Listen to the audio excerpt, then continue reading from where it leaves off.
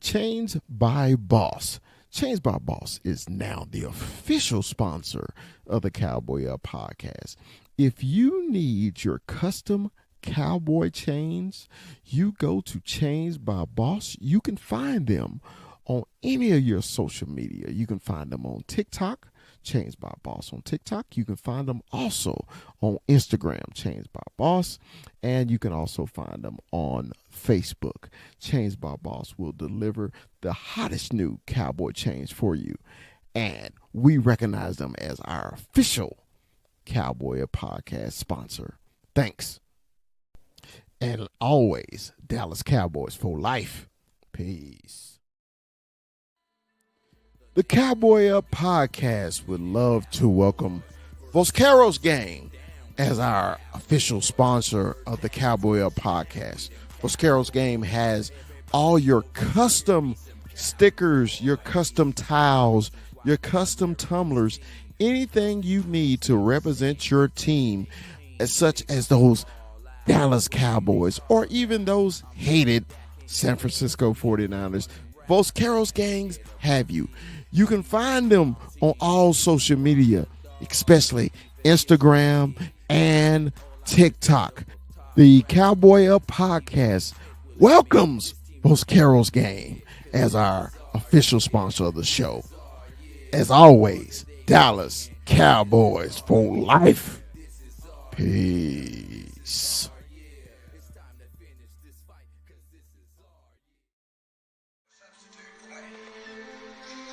I know that's a cliche, but we must win. We will win. Win is the name of the game. Check it out. From Stop 6, Texas, it's the big fella.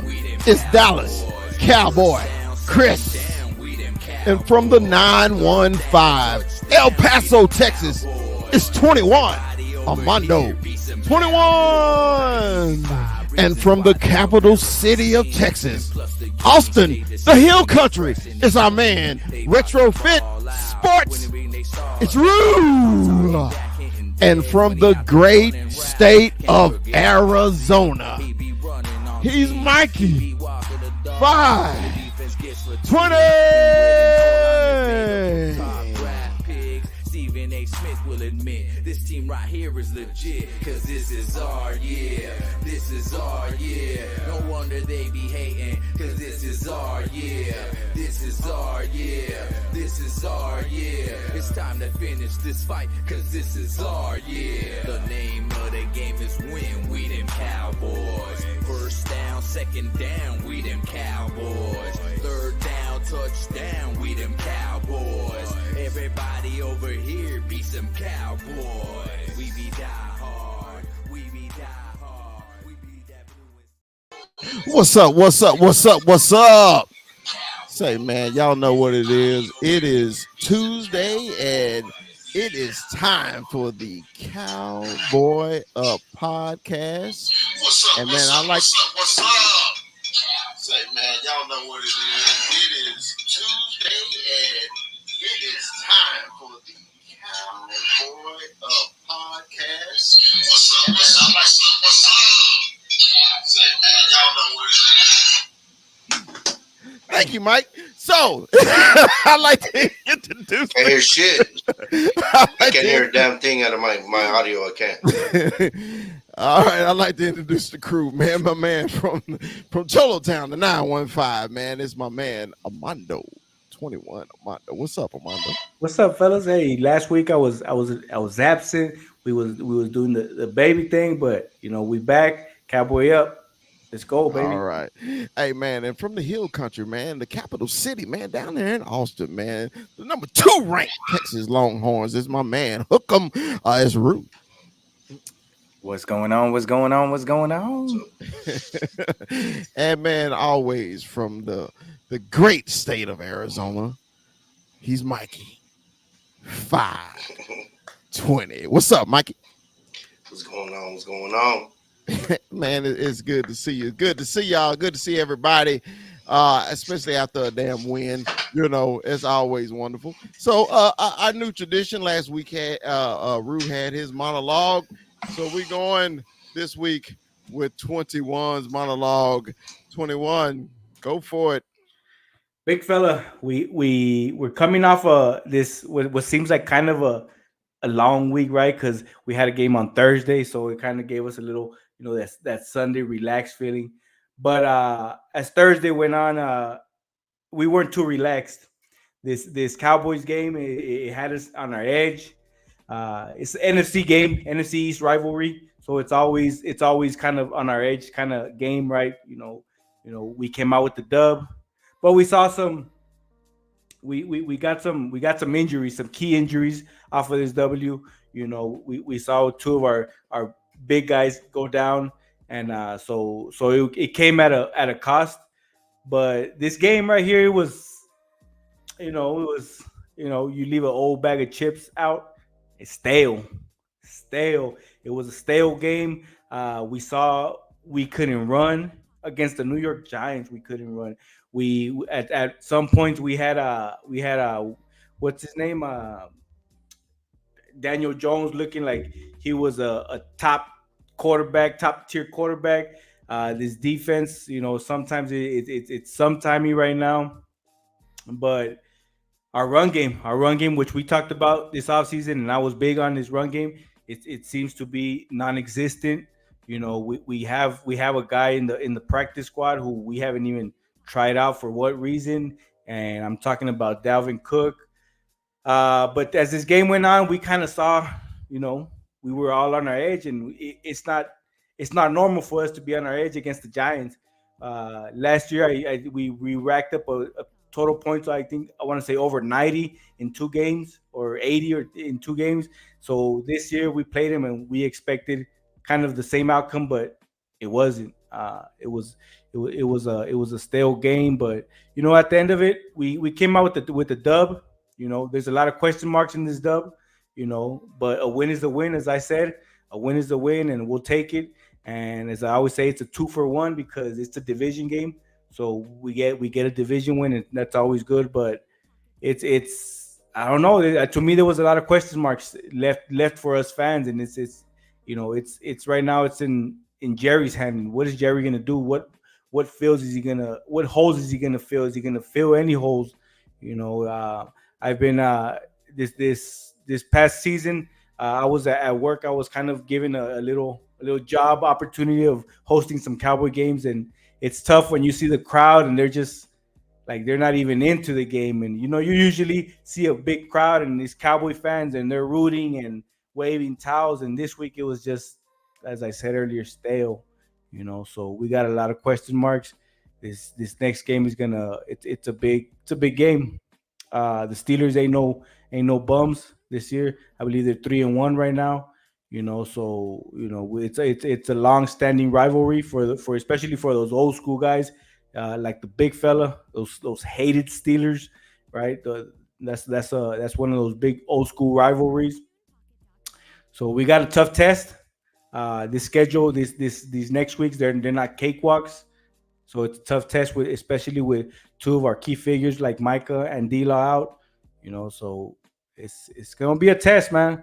And it's DC4L. You guys already know that. So let's see how it goes from here, man. All right. So, man, it was we got the victory. I mean, after the game, I was just excited. Hey, we got off the snide. When you lose 2 games in a row, it really sucks. And just at the way we lost it, man. The one thing, man, that I was excited about, even though it was the Giants. I know that's always the caveat. It was just the Giants, but dude, the defense actually showed up and they stopped the run. They stopped it, man, and because the NFL is a copycat league. Because initially that's what the Giants came out and they were trying to do. They were trying to run the ball, but the Cowboys actually in those that quick turnaround week stopped the run. So, Mikey, what you think about the defense's performance against those Giants? Well, all right. Well, first let's address Daniel Jones. With our defense, you got to give our defense credit. They work through adversity. We lost Micah twice in that game. We lost Tank. Not to mention, we're not going in with Deron Bland. We don't have Kalen Carson. We were on our fifth cornerback. We couldn't make pressure. But Mozzie Smith, hey, his name is Mozzie Smith. Hey, I'm sorry, I'm not going to call you Mozzie Charlton. You keep working, penetrating, making tackles, he was doing his thing. You got to give credit where credit is due. Like I said, we were a hurt mash unit, especially on defense. Of course, Daniel Jones was dotting us up. You got to give the kid credit and Dable credit. That's why he got the job. And he's the genius that he's supposed to be. And everybody got a touch. Yes, it was frustrating to see Daniel Jones doing that. But at the same time, he wasn't Josh Allen it and running on us and taking off running. So we gave him what he got and he took it. And there was some plays that he made. Credit to him being a pro. Credit to Dable calling that. But for our team to be so short-handed, especially in the cornerback position, and then losing key guys, and then Mozzie stepping up, it was, to me, looking at the glass half full. I know sometimes we're over positive and delusional as Cowboy fans, but it was what it was. So you got to give credit where credit is due, and be like. The statistics are statistics. Eventually, the Giants are gonna beat us. Not once out of the last time was maybe 2016 or 2000 or the COVID year.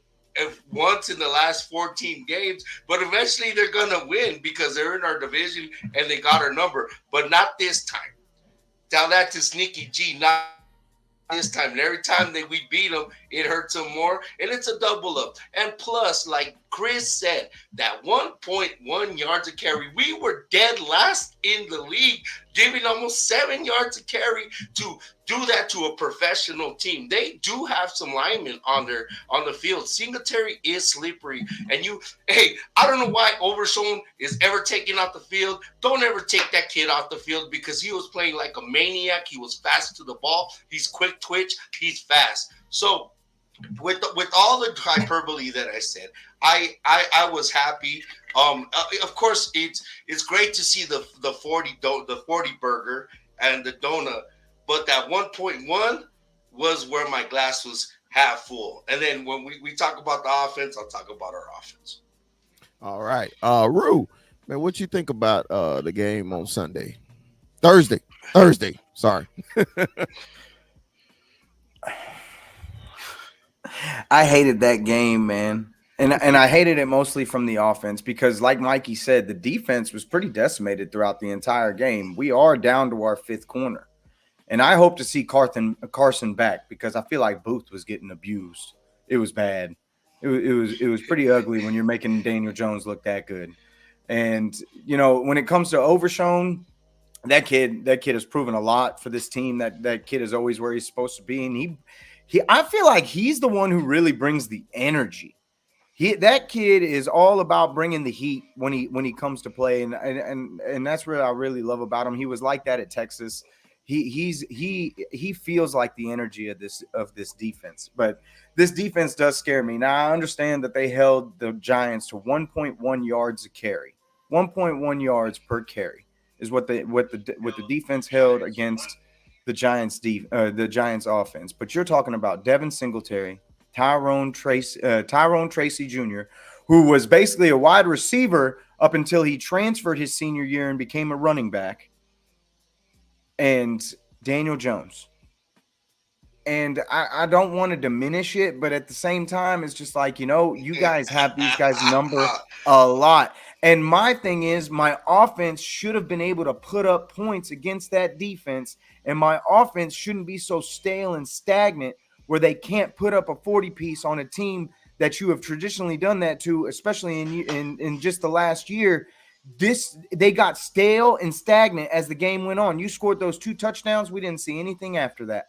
3 and outs and field goals, and then the miss at the end. It's ugly. It's ugly, and it doesn't make sense to me. I thought it was supposed to be better in year 2, not worse. Did everybody just figure it out? I don't know, and I think it's because of this. Okay, I know what we said at the beginning of the season and coming out of training camp it's going to be running back by committee. And I think about it like this. I hate any kind of committee when it comes to Especially team the sports. IBTC. I hate quarterback by committee. I hate running back by committee. I hate switching players. The reason I hate it is because, especially running backs and especially wide receivers, you have to get into a flow of the game. Okay? Have to. As an offensive lineman, we blocked off of a style that our running backs ran after. We know how they was going to cut, if they were going to hit the hole hard, if they could pass block. We knew all this stuff. But when you got 4 different running backs, and every time one of them gets a nice little gain, they get taken out the game. You don't see them no more for another 2 quarters. And I think this is I'm on this Mike McCarthy thing right now, man. You're the offensive coordinator and the head coach. I need something better, or I want you to make a decision. This is our running back. This is where we're gonna go, and this is how we're gonna do it. Mikey, you had your hand up. What's going on?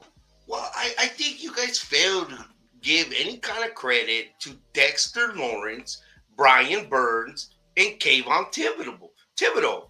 They got Brian Burns to beef up that defensive line.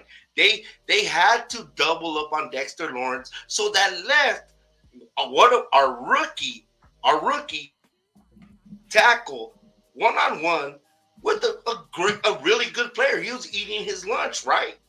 All right, so Like, I you need guys I always then forget okay. to Well, give let me credit to let the me other NFL team on the field. hold on, Mikey. There is other good players there. Hold on. Well, let me give Cleveland Browns their love. Let me give the Saints their love. Let me give Baltimore their love, and now I'm gonna give New York Giants their love. So everybody we play, we got to give them love because they got defensive players Credit too. and Yeah, respect. Credit and respect. There's not one clear great team out of the 32. There's only one, and it's barely getting by.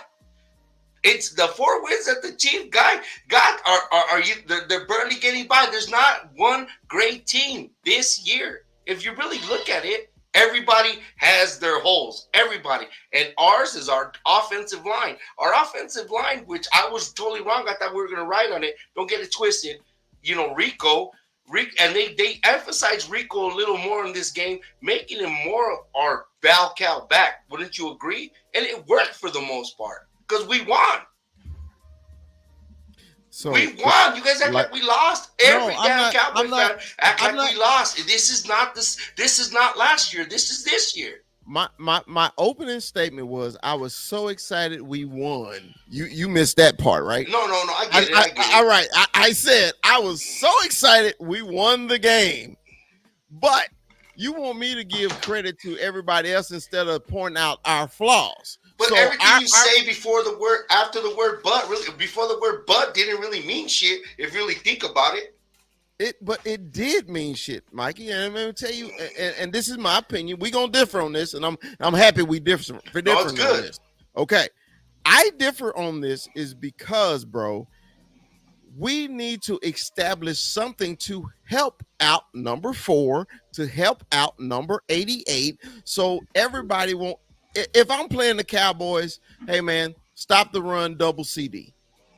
That's the game. That's the most simplest game plan in the world. I feel like that's what every team has been doing right now.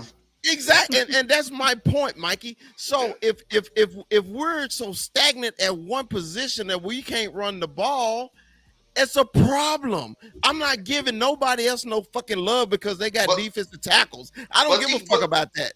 I don't care about that. How the game went. Hold on, but we supposed to be an aggressive team and move the ball, right? We have no aggressive anywhere. No kind of aggressive. Yeah. We won the game. True enough. I'm happy we won the game. I'm not sad and moping that we lost the game. I mean, we won the game. Shit, I'm happy. We supposed to kick their ass, like Rue said. Because we didn't kick their ass, it points out more and more flaws. This is week 4. I said a true NFL team, you don't know their colors until after week 4. It is after week 4 now. I think by Thanksgiving.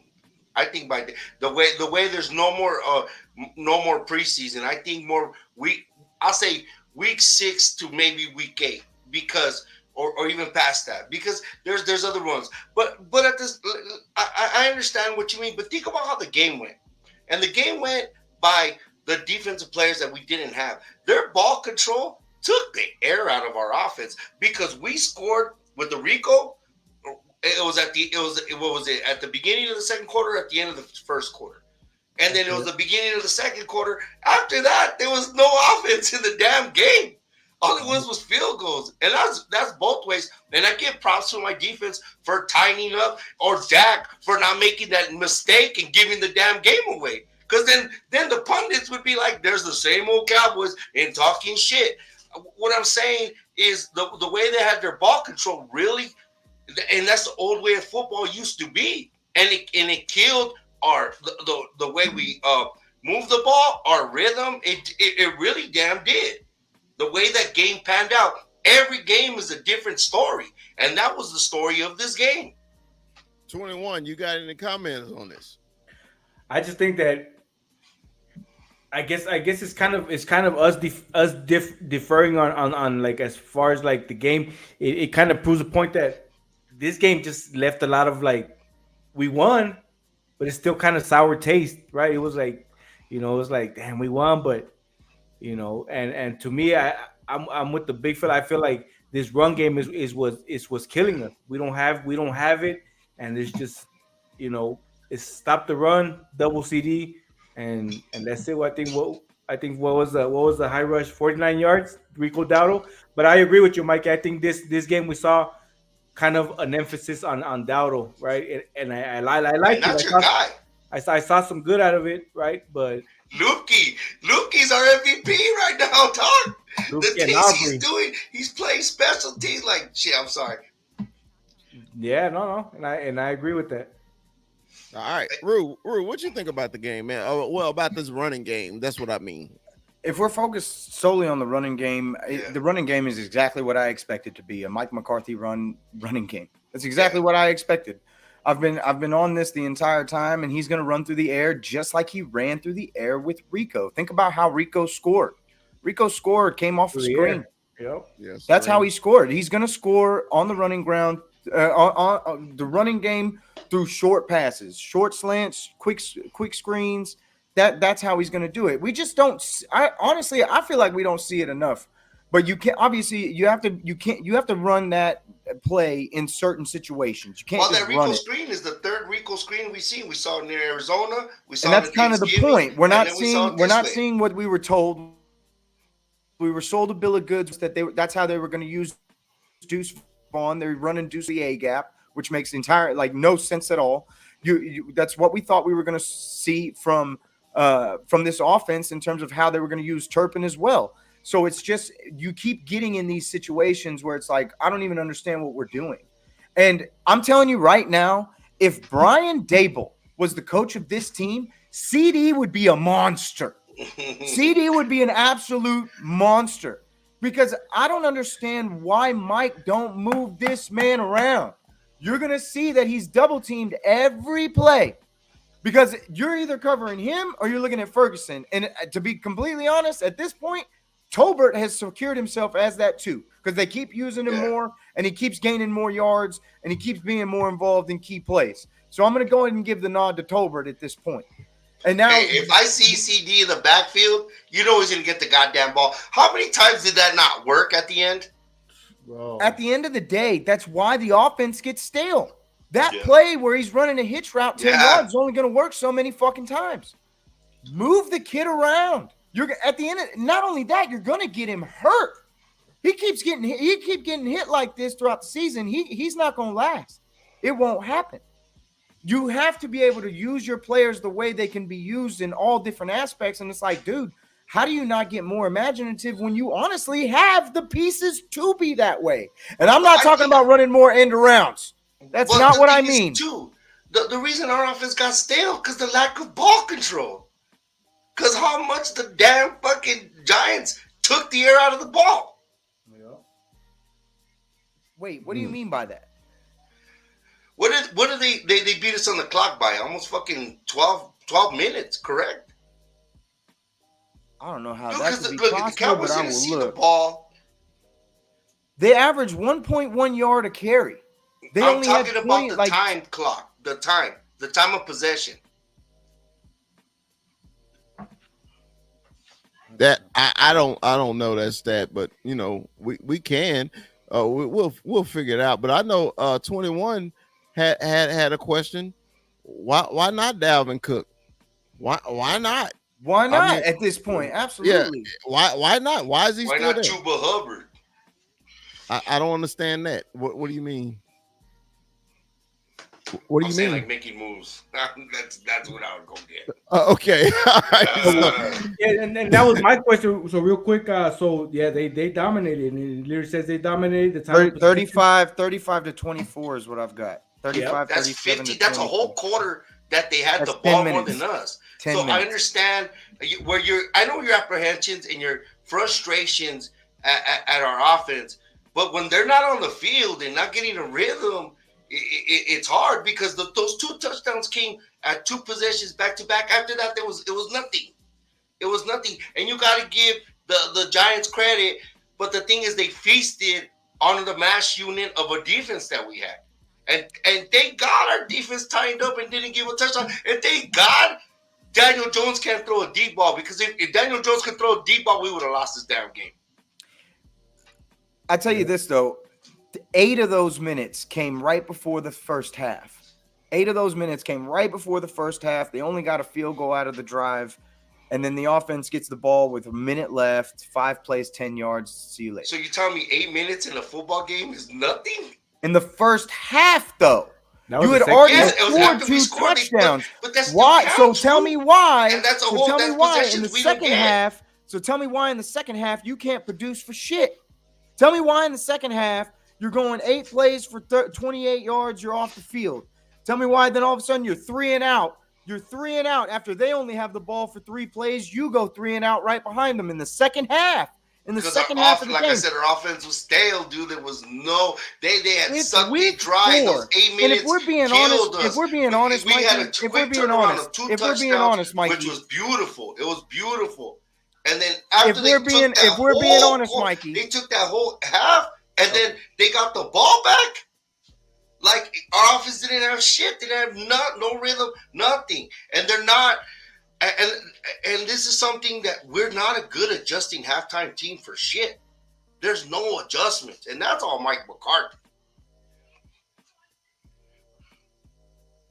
Okay, Rue, you can finish now, Rue. I mean, I don't even remember anymore. I'm just saying, at the end of the day, I don't really give a shit. It's you're in the second half. It's week 4. There should be something there with some substance by now. And this is a team that you should be able to blow the hell out. Like we keep making all these excuses. At the end of the day, Mikey, when you look at this roster, do you really see a contender staring at you? Because I sure as shit don't. But the only satisfaction that I really have, our defense was depleted. You forget about that, right? I said that at the beginning. I said that at the very beginning. That doesn't change the fact that we're not actually a contender in this league today as we're staring here. This is a 500 team that I'm looking at. These next 4 weeks. Those are actual facts. These next 4 weeks are going to be rough as shit. Somebody could be losing their job in these next 4 weeks. Dude, honestly, I'm not scared of the Steelers. I'm not scared of Fields. I'm not scared of them. Their defense it's one-sided both ways. So we'll talk about that. But who in the league has their shit together besides the Vikings right now with Flores, and you gotta like what Flores is doing. And the fucking Chiefs are getting by, but they're barely getting by. A lot of help by the Stripes, by the way. But what team is a world beater without holes in their boat? What team? Because you act like the Cowboys are the only damn team. Which team? Tell me, Rue. Give me 5 fucking teams. Hold on, real quick, Rue. Now, Mikey, out of your mouth, you always say this is a Cowboy show. Let's talk about the Cowboys. And you keep bringing up other teams. And when I keep trying to focus on the Cowboys, you tell us about other teams. So which one is it? Can we talk about other teams or we can't talk about other teams? That's some bullshit. Because we're giving context. Hey, but you do it. Bullshit. We're giving context. We're doing it for context and football. That's what we're talking about, right? I know. That's bullshit. So when I wanted to bring up our running game, you wanted us to give credit to the Giants, right? Yes, so because they have Brian Burns, Kayvon Thibodeau, and Dexter Lawrence. Hold on. And then I said, so I need to give credit to the Saints also, right? I need to give credit to Cleveland Browns. And I mean, how do I don't always need to give credit to other teams when I need to focus on this team and our deficiencies? That's the only thing me and Rue are talking about is I didn't know this. We all got to sit here and agree show. No, I didn't say we had to agree. This is the sit here and agree with everybody show. I didn't say that. I didn't say we had to agree. I said I appreciate the banner back and forth. I do. But what I'm saying is you don't give anybody else, you won't let us criticize our own team when because that's what this show is about. It's about criticizing and thinking what we can do better to win the game. We're not dogging out our team, we're criticizing our team. It's just like critiquing and criticizing are two different things. I bet nobody can talk shit about Kuiper in your fucking face, Ken, because he's your fucking son, right? Hell yeah, but you can say it, right? Yeah. But you can say it, right? Yes, so it's the same thing. The Cowboys is our kid. How come we can't fucking critique our own fucking kid when we see something that's going wrong? Kuiper, I brought you into this mix. What you think about this shit? I only have one thing because I'm trying to fucking finish, but he won't let me. Go ahead, Rue. My only solace is that everybody in this division that is looking like they're going to do anything looks like a 500 fucking team. And I know everybody's going to point at the Commanders because they look really good and Jamie Daniels looks great. But that defense is not sustainable. And it's funny because you got a defensive head coach and your defense is your biggest liability. Ain't that some shit? No. But that's not sustainable. That's a 500 franchise with a rookie quarterback, even though he looks great. I got nothing bad to say about the kid. He looks absolutely phenomenal. You go that many drives scoring in a row, kudos to fucking you. That's great. Yeah. And they look like they could actually be a threat in this division because this division looks bad. Look at Jalen Hurts. We saw this shit coming from Jalen Hurts a mile away. So that's the only thing that really gives me solace. Is that at the end of the day, I still have the best quarterback in the division. And at the end of the day, I can still win this division because they're not that great and we should be able to handle business when we do. But those divisional matchups now mean more than anything. They mean more than anything this year because we have fucking serious problems all over this fucking team. Yeah. Injuries or not, we have serious problems. Yeah. And even if we make it, I got to see something before I can even say any further. No, all right. Relax. Kuiper, man. Kuiper. Kuiper, tell us about the Commanders, Kuiper. No, we were we were talking about the Cowboys running game, okay? What's your opinion on it? And I might have to mute your father's mic so you can talk. Man, it's just I don't think it's enough to get you guys anywhere. If you look around your division right now, right? The Giants, obviously, they're the Giants. They don't got anybody right now. But the two top you, the Commanders and the Eagles, are built on a run game. And when it comes to the division, I don't think you guys are gonna really win if you can't stop the run again. I'm agreeing with Rue on this. The Giants aren't a running team. They aren't a good running team for nothing. They have one offensive lineman, and that's Andrew Thomas. And he's not a run blocker, he's a pass protector. Devin Singletary is a slow running back he's slippery, but he's slow. So I don't really give that much credit to the Cowboys defensive line. I really don't. But as far as this Cowboys run game, man, give it to Rico Dowdle. Give it to him. Make him the bell cow. Because at the end of the day, he's the only one who has shown that he has any sort of juice. And that's what you're going to need. If you're not going to be committing to the run, you at least need somebody who can pop it every now and then when you actually do run the ball. You know, and 21 said that the whole offseason. He said that the whole offseason. You know, give him the damn ball. And then every time you see him get a little pop, he's on the damn sideline for 2 fucking quarters.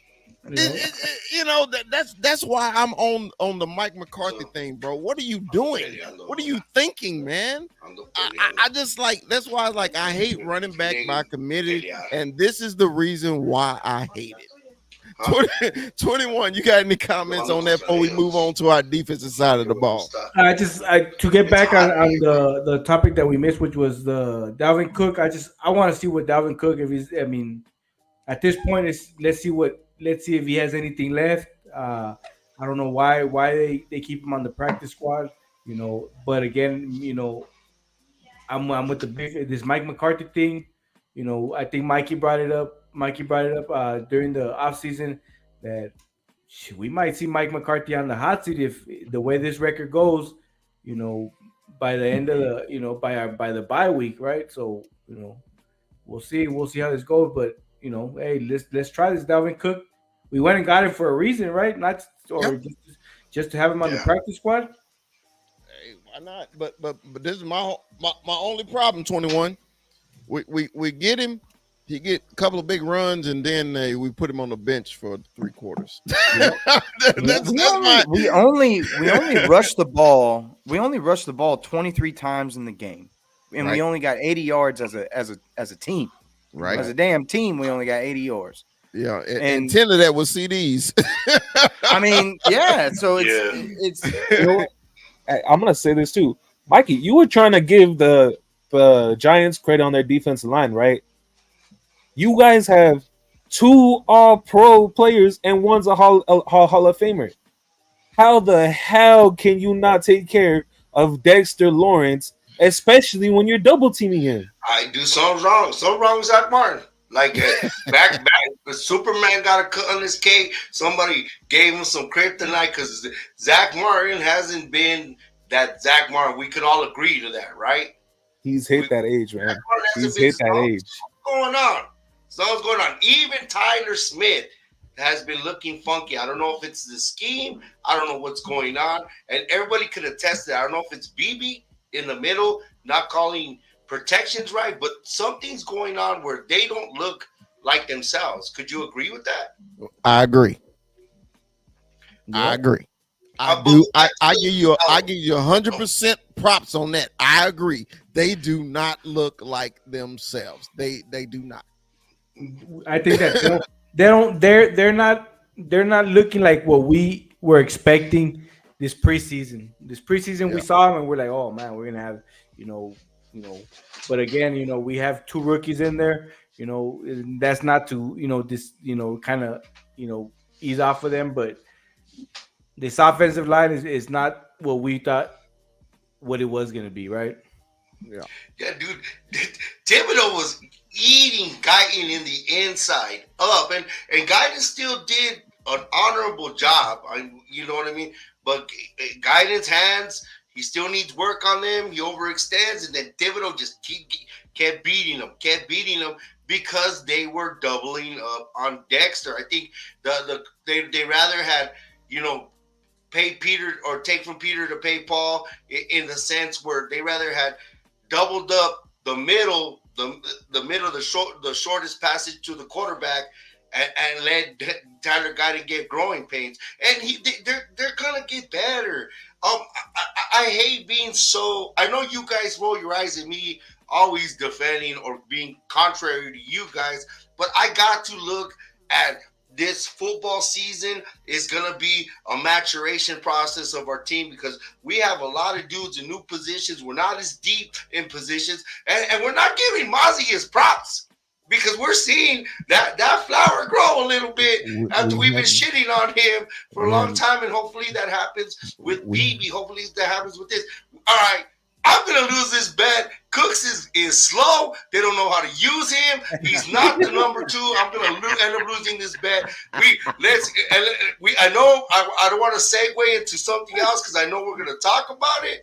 But we need help in that position. I think that position we're gonna need help on to make this offense and this defense better. And it's gonna be interesting what happens with the next 2 weeks now that the two superheroes are not on the field and they actually have to make this defense have gap integrity, not leave their lanes, and make Damarian Overshown the star of this defense. Well, first of all, one day you'll listen to Rue.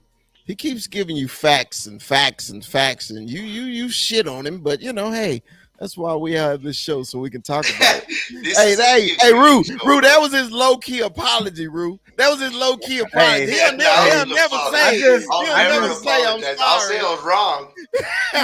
I just want to know where my steak's coming from. That's all I want to know. That's all I want to know. Where am I getting this steak from, dog? America, you ain't getting no wagyu food. What's up? Hey, man. I like to eat good, bro. Yeah. I mean, tomahawk is what it is, or some shit, bro. I like me some of that, bro. I'll even go to HEB and make it myself. No shit. That'll work for me. That's funny. Hey, well, let's segue into something then that's really gonna affect us for a couple of weeks, shit, maybe a month. We got D-Law on the IR.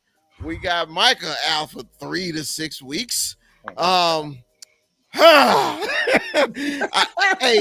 title of my show was "We Got to 500, but it came at a cost."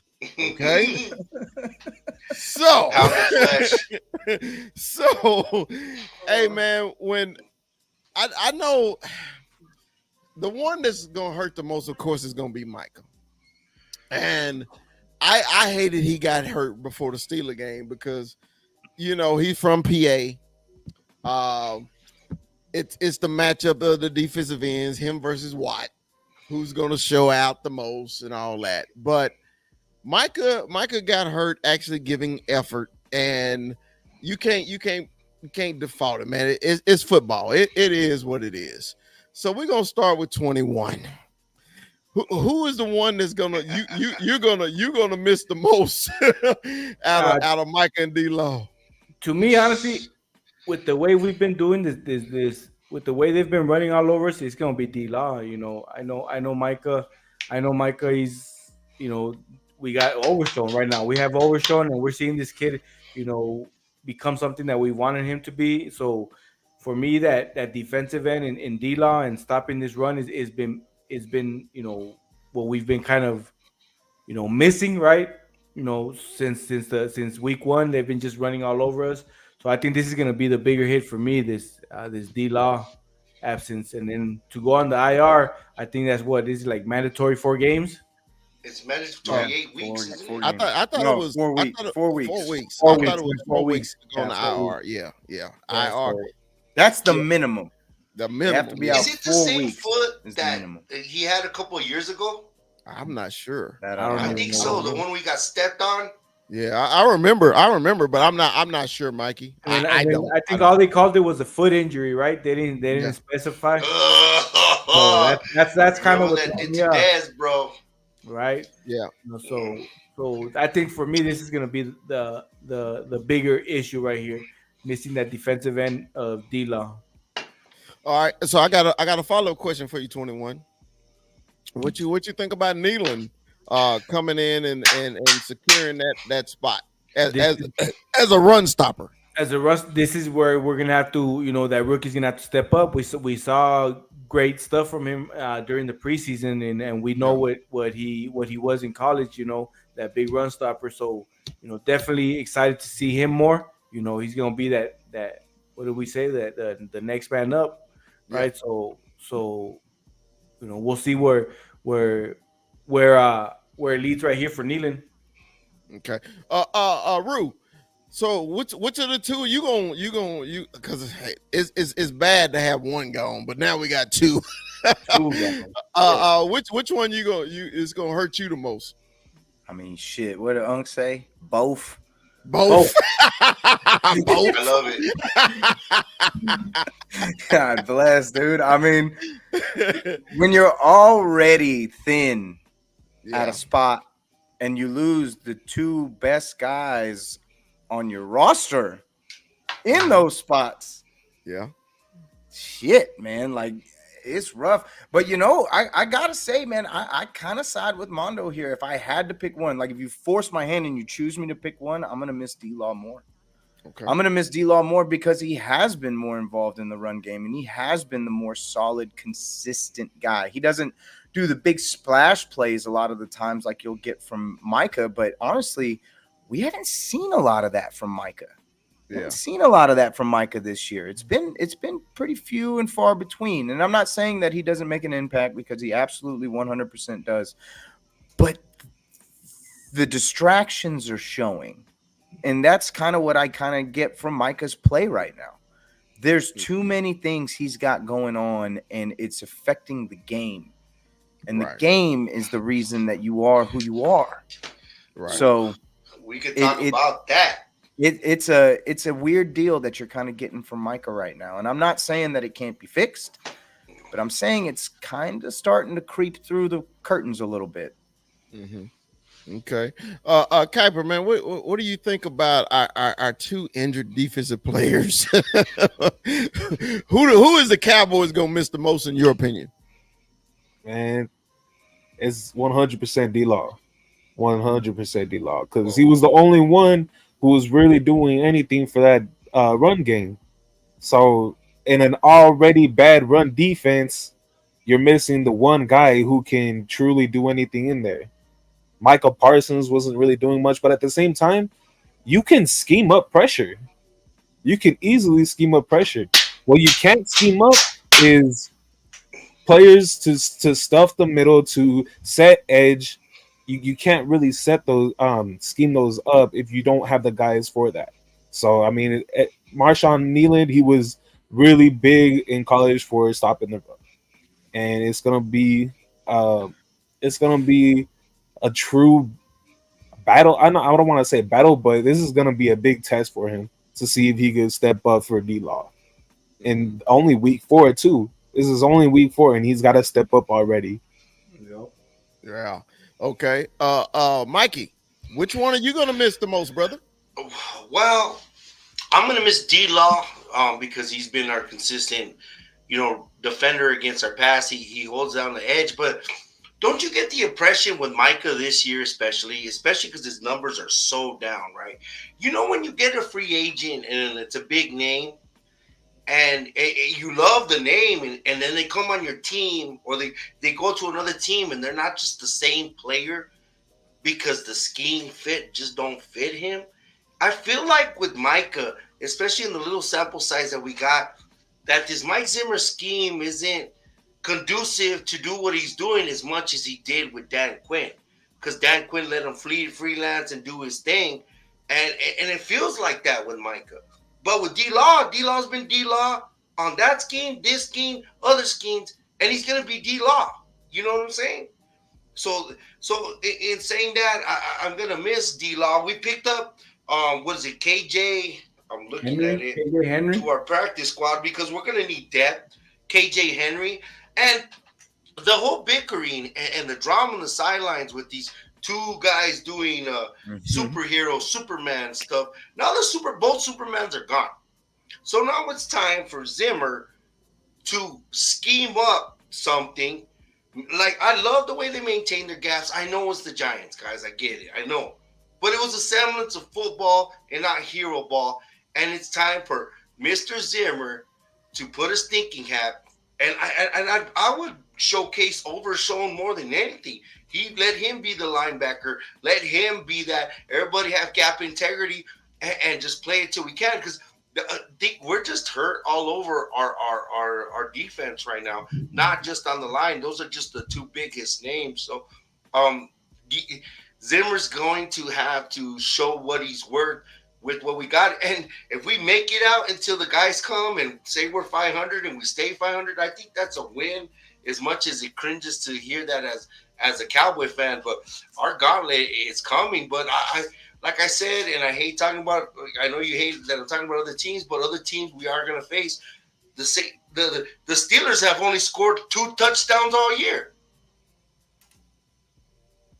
And I know their defense is rough, but we got a shot in all these games. We have a shot. All right. So I want to get on the subject. Y'all briefly mentioned it earlier and everything like that, but I need apologies from everybody. I want it. Bring it to me. Come on, bring it Mr. to the Smith. bring it to the big fella. Sorry for calling you Bring it. Carlton. Bring it to You him. had a game. You made us. He made us DTs happy. He was at the point of attack. He made his own line of scrimmage. He had tackles behind the line of scrimmage, and I was the first to apologize on the thread because he made me happy. There was a tear. I'm with shout out to the WWE guy Ivan Sosa, and I'm with this. He played good, but can he be consistent? From now on, that's how you play D tackle. Yeah, From here on out, that's how you play. this is how you play D tackle forever. And he has a rookie. If you can going do against this this every week, Hey, that's the all I rea- ask for. the reason That's all I ask. hey, I'm not going. I know Ivan. He has to be consistent, but the reason I brought it up is because that Mozzie Thursday was Mozzie in Ann Arbor. That was Mozzie in Ann Arbor, Michigan. He dominated inside. You couldn't run in the A and B gap when Mozzie was there. God, He showed me. I was like, well, Mozzie, it's only been 2.5 years, baby. Where you been? Were you on vacation? What was it? Were you going through some things? Just let me know. Because I was the only one really defending you. I was like, just because I'm a Michigan man. You know how that go. I am a homer. I am biased. I am. I will admit all of that. But Dude, the violence when he got but drafted. but this is my thing. The violence he played with was exciting.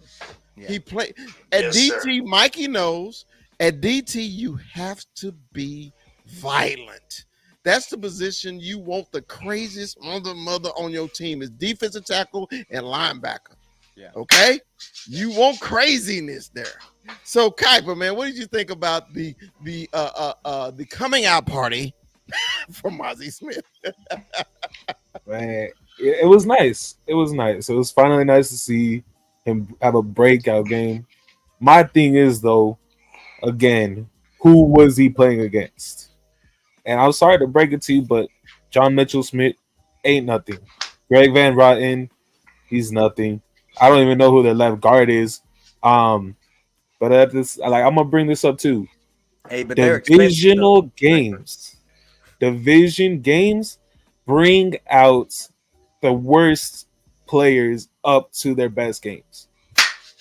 And if that's the only time he's gonna play great for you guys, then that's how it's got to be. You guys will get a lot of good dubs, but he's got to do it against somebody that you guys have not consistently played against, that you guys don't really know. Congrats to him, but he's got to do it against somebody else. Against fronts like the Steelers and like the Eagles and like the Niners. He's got to be able to do that against those kind of competitions. Exactly. But I'll tell you what, we haven't really seen play of this level from him. I don't think ever. So it's just nice to see it. You know what I'm saying? We're not really overreacting. It's just happy to see it. Happy to see it. No, I understand, man. It's nice to finally see a player get to that point that he could be at. Yeah, especially you give up a number one pick to get him in the round where Rue and 21 and myself, we were all like, okay. Hey, me, and y'all know I'm a Michigan guy. Y'all know I'm a Michigan guy. Me and 21 was in Kansas City when they drafted Mozzie, and I was just like, but you could have got him in the second round. That was just me, and I'm a Michigan guy. You know, I seen every snap, but I am just so happy, man, that he played with violence. Yeah. He penetrated. He made great tackles. I felt bad for Singletary on that one. He slammed him so hard. I was like, well, maybe he did go to Ivan's social school of the WWE and learn how to, penetrate and grapple a little bit. But so now, guys, I got a transitional question. The question is rhetorical, but I want y'all to think about this and let's go. Okay. All right. This is my rhetorical question. Okay. When we drafted Micah Parsons, we drafted Micah Parsons at linebacker. His job was going to be outside linebacker, sometime middle linebacker. We moved him to defensive end because who got hurt? I'm going to answer that question because this is rhetorical, because D-Law got hurt, right? Yep. Bucks And game. we have not moved him since. So my rhetorical question is, why not Agent 13 at defensive end? No. At defensive end. I gotta mute him. At defensive end because of his speed and aggressiveness. Okay. This is just my thoughts. I don't say the Cowboys are going to do it. I know we have concerns with his size, but even Mikey, the one who's muted right now, said we need more Agent 13 because he is right now the pulse of the defense. So initially our pulse of the defense was Micah Parsons because you got to block him. You got to know where he is. Why not Agent 13? I'm going to start with Armando 21. Armando. One thing we all talked about the past season was linebackers, and we needed linebackers, right? And we all wanted, why not put Micah back at linebacker, and and that's what we were missing. And now that we have it, this is where this match should stay. I know we talked about it just a little bit off camera, but Rue mentioned him being light, right? And we didn't want that light in the ass feeling again, right? So, for me, it's linebacker. I get where you're coming from, Chris. He's fast. We're seeing his speed, but this man is a true linebacker, and this is where he's giving us that work, right, at linebacker position. And so with me, it's stick him in that linebacker. I just think he's too light for that defensive end. I know we put Micah there, but we saw Micah, just getting, I guess, we saw that lightness, right? So I just this is my rebuttal question. We got Louisville, we got Clark, both playing defensive outside linebacker, right? They both playing outside linebacker. Mm-hmm. Okay, if you have all four of them on the field with that special speed, the closing speed, because right now we have no pass rush. You know that, right? We ain't got no pass rush. No, we could make blitzers like Armando. We have no pass rush. So my thing is he can be that difference. So I'm gonna go with Rue. I'm gonna leave the best for last always, Mikey. So Rue, Stupid ass. what do you think about Agent 13 moving to DN? So I've had a gripe about Micah being a little light for that position as well. And he's still sitting at 240, 245. Overshone's at 220. My thing would be, to keep him at the linebacker, and honestly, we got to scheme blitzes differently because you don't have Micah to rely on to blitz now, and you don't have D-Law to anchor the other side. So you have to trust in Nealon to be able to do that, and you have to be able to create pressure another way. And I get what you're saying about the closing speed. I totally see that. I mean, we've seen Overshown fly to spots, beat Micah to a sack. Yes, sir. In week 1 or week I think week 1. Yeah, it was Deshaun Watson.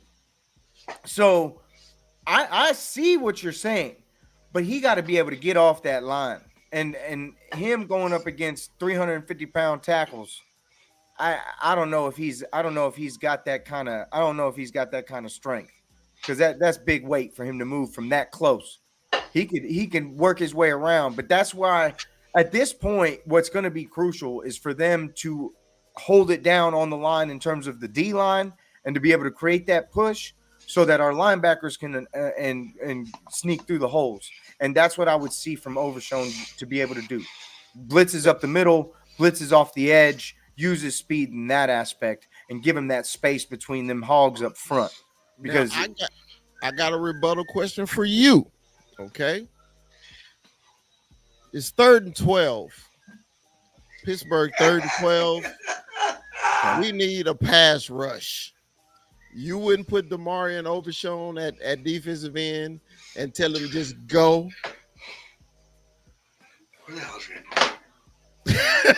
I want you to think, hey, this is all internal. I'm not saying playing him at defensive end every play. I'm saying on passing downs where the Steelers have to throw the ball. I wouldn't be scared of Justin Fields throwing the ball, though.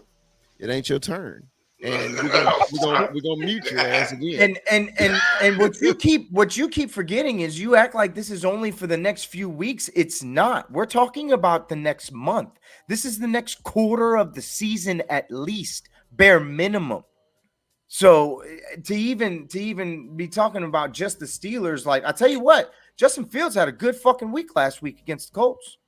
Down in the game, came all the way back. Yeah, he lost, but shit, for him, that's a pretty decent game. He's not some stupendous quarterback, but at the end of the day, the man threw for 324 in the game. But it's not like there's no threat there, and they have real threat. They have a real threat in terms of what they can pass to. I mean, Pickens ain't no joke. Fryermuth's a pretty damn good tight end, and they're able to scheme pretty well with Cordero Patterson, who's given us problems in the past, as well as Najee Harrison, who they got in the backfield. So they've got pieces, and at the end of the day, they're 3-1, and they beat some pretty damn good teams, if I remember right.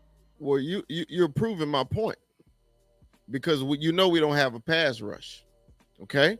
And the weapons that the Steelers have on offense, they just finally started getting to them, right? Okay. So are we going to sit back and just let him throw the damn ball, or are we going to have Damari Overshown in coverage against Fryermuth? Well, we can get him at least Fields on the run or getting him to the ground. All I'm saying, I'm looking for something explosive and exciting to get to the quarterback while Micah is not there. That's what I'm saying. My only question to you on that would be, is his hand in the dirt? No, he can stand up. He can stand up. He can stand up. Micah stands up majority of the time.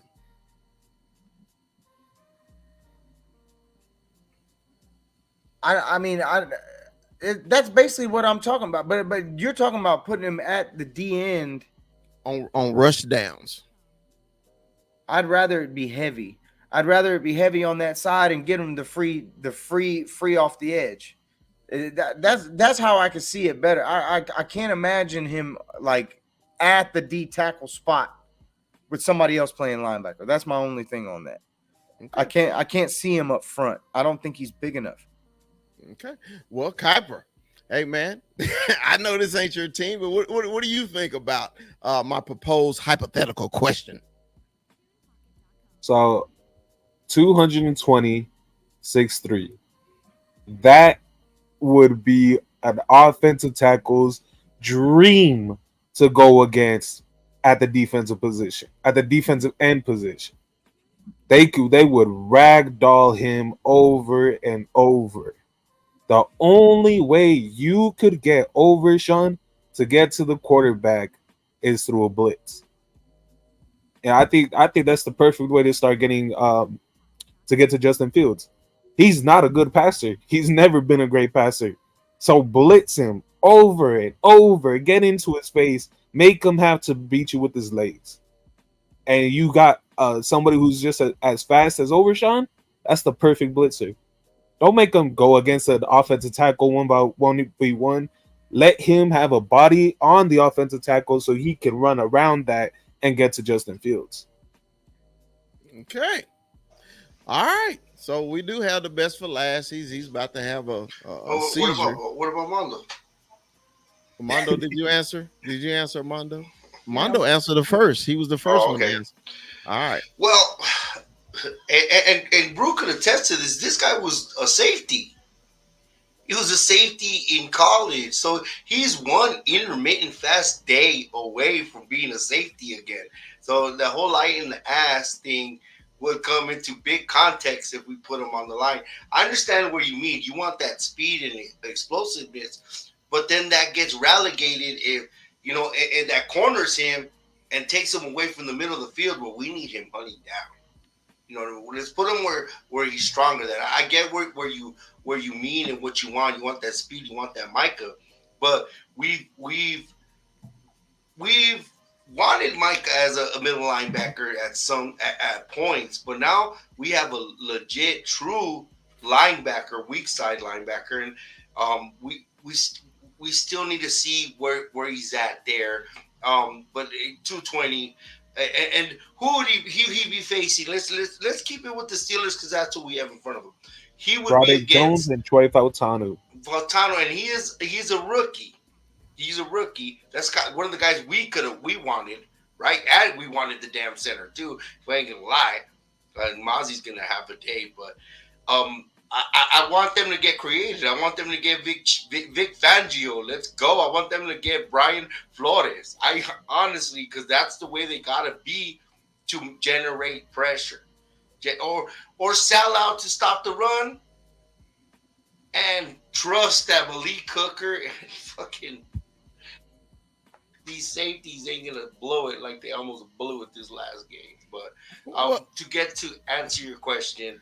No, I would not want him as a defense. Okay, well, I gave everybody else rebuttal questions. This is my rebuttal questions to you. The key to the Steelers' offense is their wide receiver Pickens and their running game. Okay, so if the Cowboys miraculously have 2 weeks in a row, we stop the run. So the Steelers got to throw the damn ball, right? They got to throw. We want them to throw. We want the Steelers to throw the ball, right? Okay. They throw the ball, but Justin Fields have all day in the pocket. We know he ain't a good quarterback, but he got all day in the pocket because we have no pressure. Eventually, an NFL quarterback is going to pick you apart. I'm just saying we need something. I know y'all saying blitz him, and I'm an offensive lineman, and the people I hated most is the ones that were super fucking fast.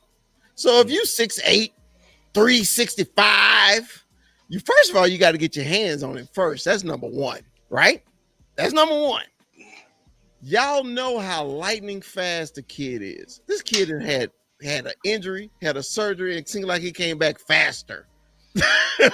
You saw it in the Cleveland game, dude. His closing speed is miraculous. And what does the Cowboys have trouble with the most? A running fucking quarterback. Did y'all not forget when Justin Fields was Chicago and they damn near put 40 on our ass? Yep. They damn near put 40 on our ass.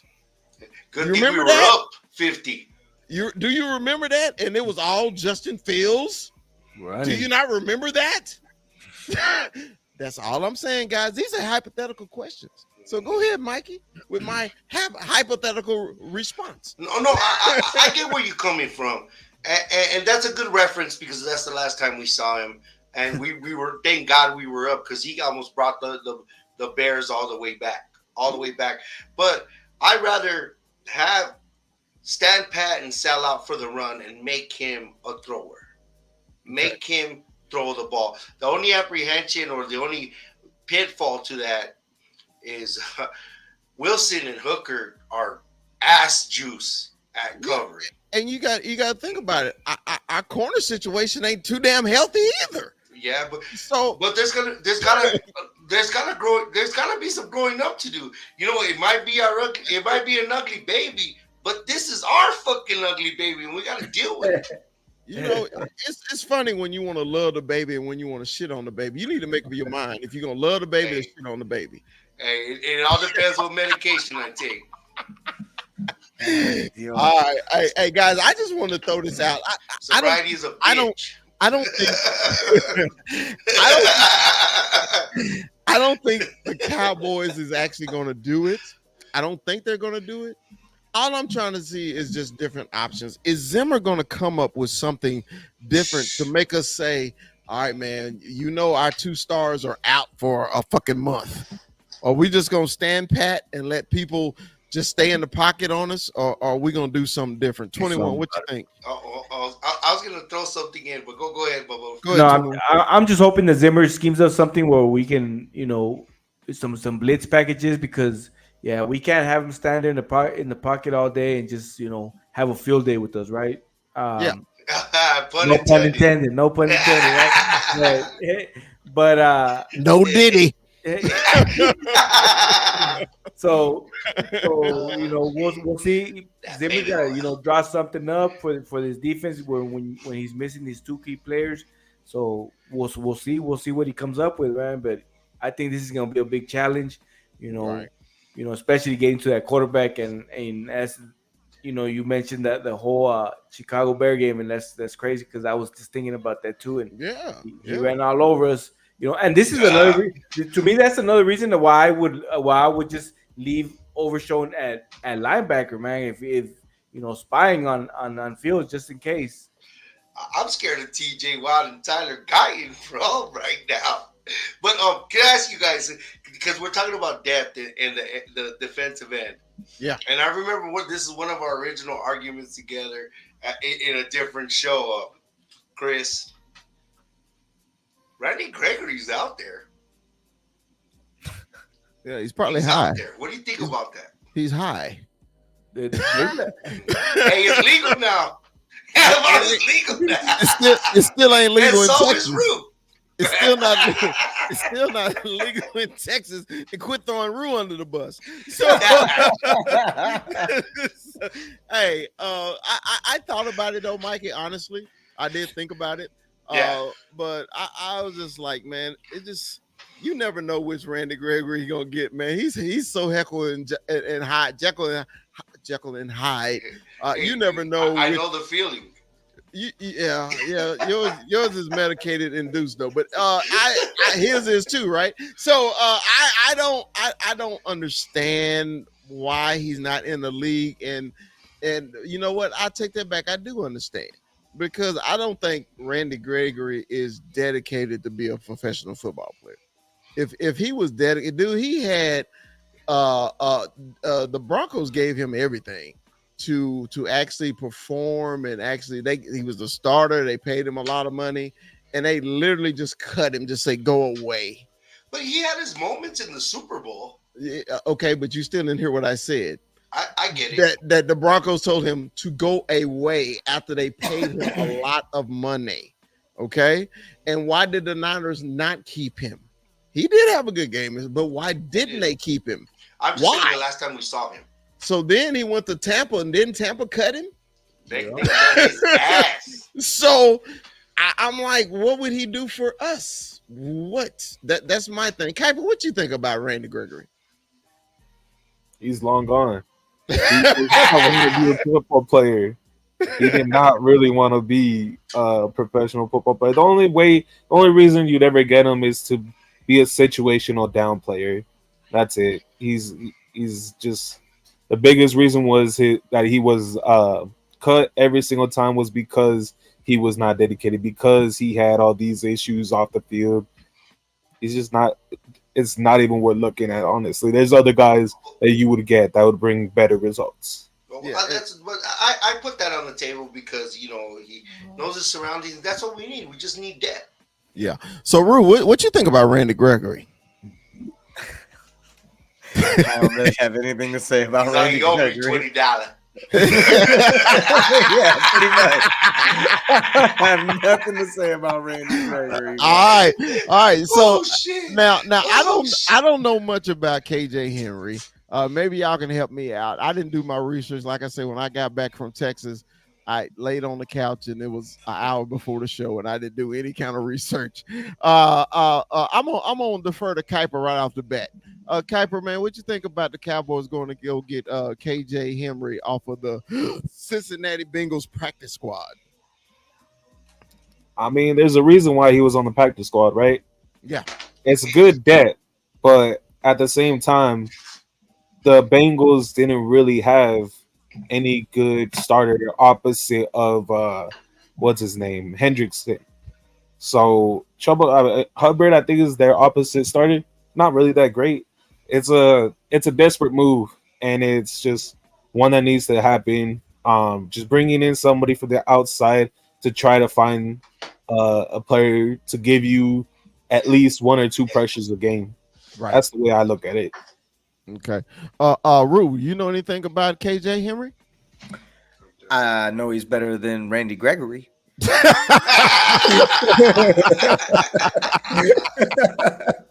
No, Okay. no. Okay.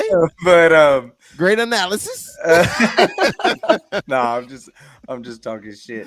No, but honestly, no, I haven't seen a lot. I haven't seen a lot, and I don't know where he went. I don't know where he went to school. So Clemson. He got drafted by Washington. Commanders. So when you come out of that pedigree, I know Clemson hasn't been Clemson since Trevor Lawrence, but he plays football. So is he Trevor a good reference for that? Really, though? Trevor Lawrence. No, that's the last time they were actually good. You know what I mean? think he was Once just the referring transfer to, portal open, they're Clemson's done. I think he's just referring to the Clemson being a good team, not Trevor Lawrence. I was like, he said Trevor Lawrence. I was like, no, he was just. No, I mean, I the era got- that he came out of. I got where you were coming just from, figured Mikey. it out, I got it. Because Clemson ain't shit now. We all know that. Exactly. 21. Any feelings on KJ Henry? Don't know much about him. I knew he played for Washington, and then with the Bengals on the practice squad. I just hope, it's one of those players that we get and gets this second chance. Right? Hopefully he's one of those players that we get and makes something out of this opportunity. So and what better spot than Dallas, right? Sure. Yeah. Where everybody, I feel like a lot of players that come here kind of reignite that fire, and you have the star in your helmet, it's a big target. So hopefully we get one of those steals. I want to get back to one little thing you said earlier, Kuiper. You said earlier how players give a little more in rivalry games, just like Mozzie with the Giants. This Steeler game is gonna do that for the Cowboys as well. Even the Niner game is gonna do that. That they have those type of rivalries, and if they don't get up for the Lions, they don't have blood pumping through their veins, man. Like, this is a Cowboys. It's a primetime game, so it's under the bright lights too. So Yeah. I don't know about y'all. I love it when the Cowboys play three teams. When they play the Eagles, when they play the Niners, when they play the Steelers. Because those colors on the field, like they belong, to me, they nostalgia because we played their ass in the Super Bowl so much. We owe their ass one. Okay? We owe them one. So as a child, when I was growing up, it was either the Cowboys or the fucking Steelers. Okay? Cowboys, Steelers. So we had that tremendous hate for the Steelers because they beat us twice in the Super Bowl. Okay. And when we got that one, oh my God, dude, I'd never been so happy in my whole life, because, so just like whenever the Giants finally beat us, it's gonna be a second line like New Orleans. And I got on my homeboy from New Orleans too. I said ever since y'all had the fucking parade in Dallas, y'all ain't done shit. But anyway, I digress. No, I digress. Super Bowl 10 was epic. It might be the best Super Bowl ever played. Jackie Smith just didn't catch that damn ball. Yeah, but I go back to, because I know y'all are not as old as me, but the Cowboys had an opportunity to win that game later too. But that's the only thing they show y'all is the Jackie Smith drop, and then just like the loss against the Niners, when you see the catch, people forget it was a shoestring tackle. It was a horse collar. A shoestring tackle that Drew Pearson almost went to. The next play, it was a sack fumble. It was a horse collar. So they didn't have that call back then. Oh, I know. But if you watch the Taylor Two Cities, that's what we call a horse. That's why I keep calling it shoestring, because it wasn't called horse collar. But Mikey is gonna keep telling me it's a horse collar, but that back in the 80s it didn't exist. But I'm trying to move on because it was a shoestring tackle. Anyway, so I love to see those colors on the field, man. And then it's gonna be under the lights too. And the last time we was in Pittsburgh, all I remember is Zeke running all up and down the field on their ass. 2016. and Dez having big catches. And oh man, it was a wonderful game. So hopefully we'll get that saying, hey man, let's start Zeke the whole game, see if we can get some nostalgia out of him. So my last question before we go to the pick'ems. This is a wish list. This is a wish list. We'll start with 21. Okay. If the Cowboys have the opportunity to make moves before the trade deadline, I need one player. Who would you want the Cowboys to get? Everybody will have their turn, Michael. So 21, who would be your one player? Shit, man. One. You can only have one, 21. You can only have one. I'm trying to think running backs right now, but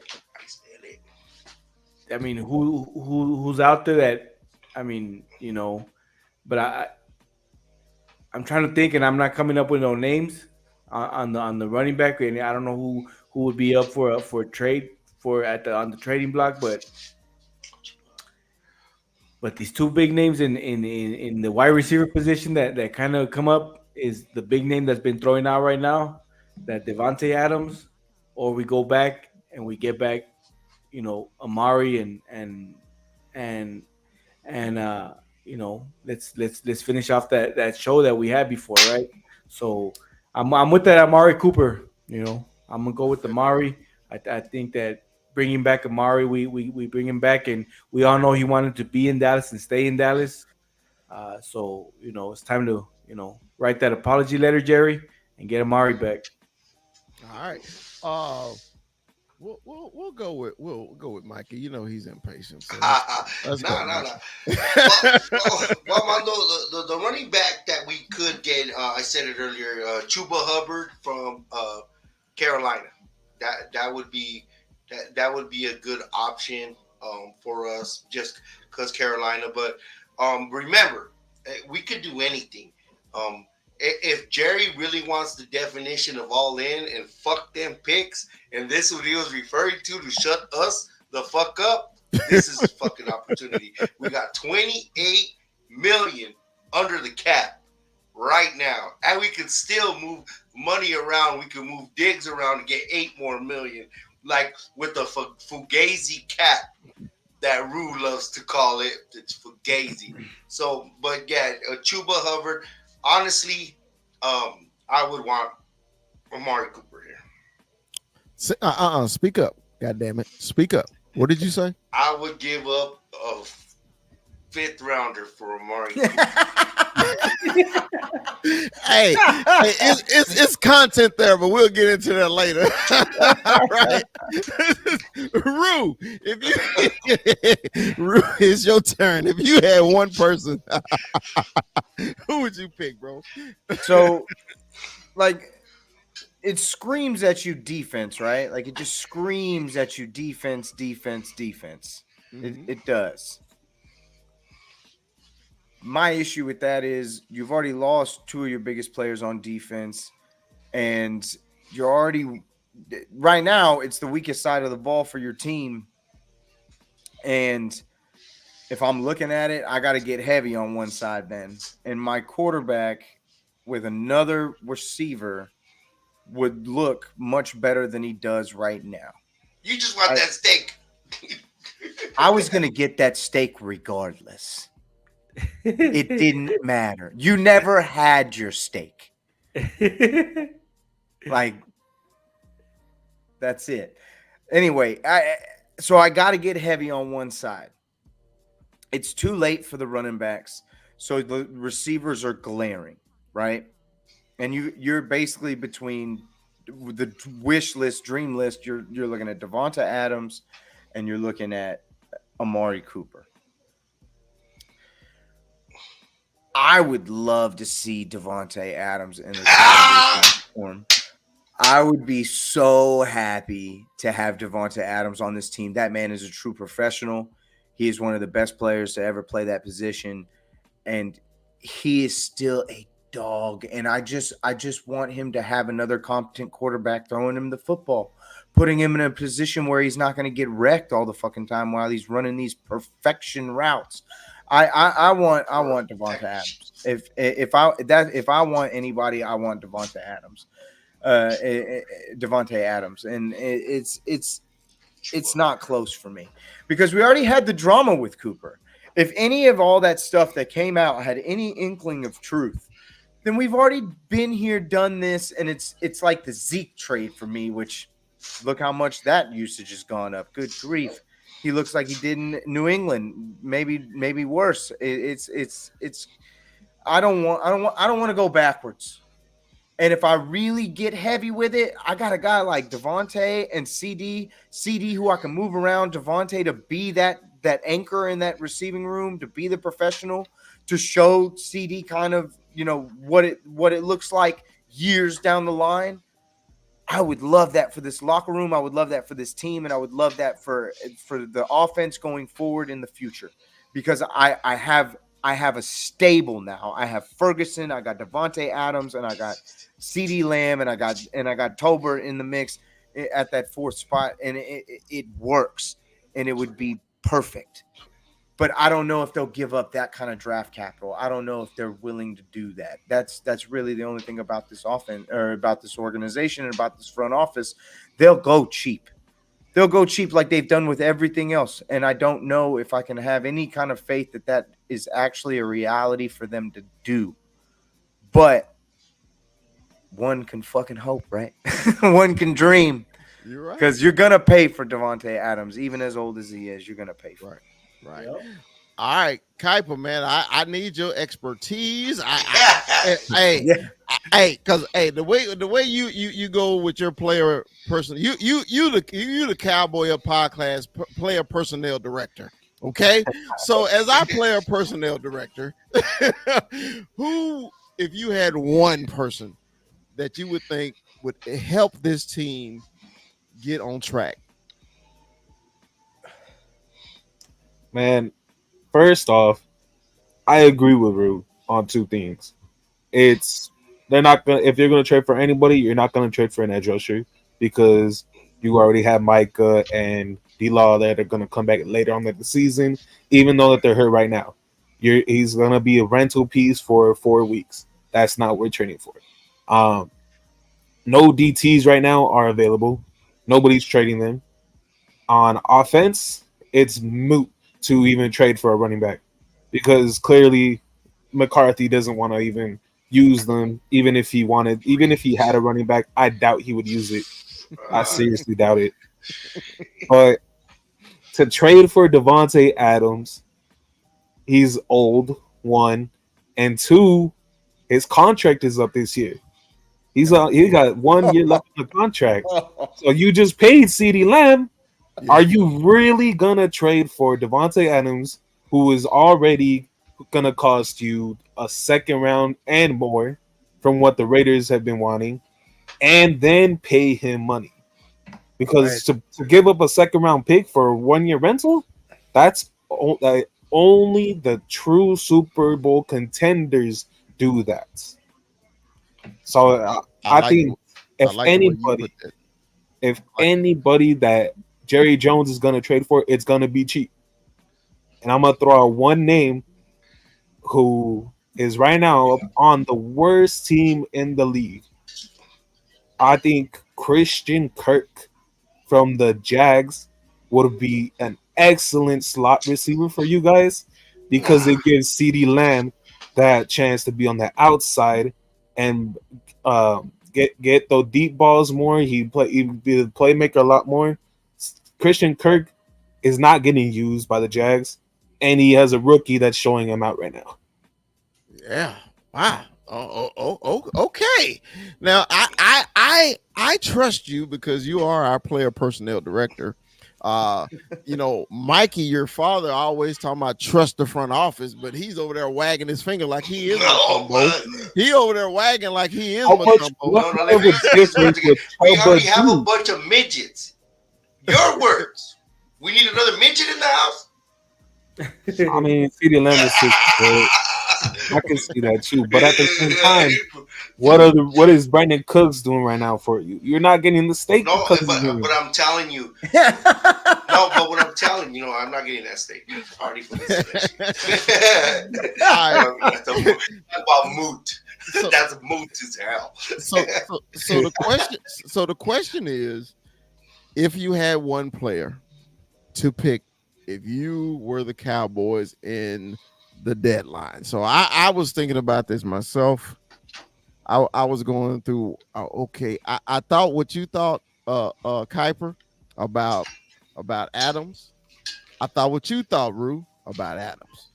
I was like, and I thought what Armando thought about Amari Cooper and Mikey. Okay, I thought about this, right? But what Kuiper just said, it literally just slapped me in the face. Mm-hmm. All of a sudden, our gambler owner has become a cheapskate, where he do not want to spend money all of a sudden, where and Mikey has already proven we got a lot of money to spend.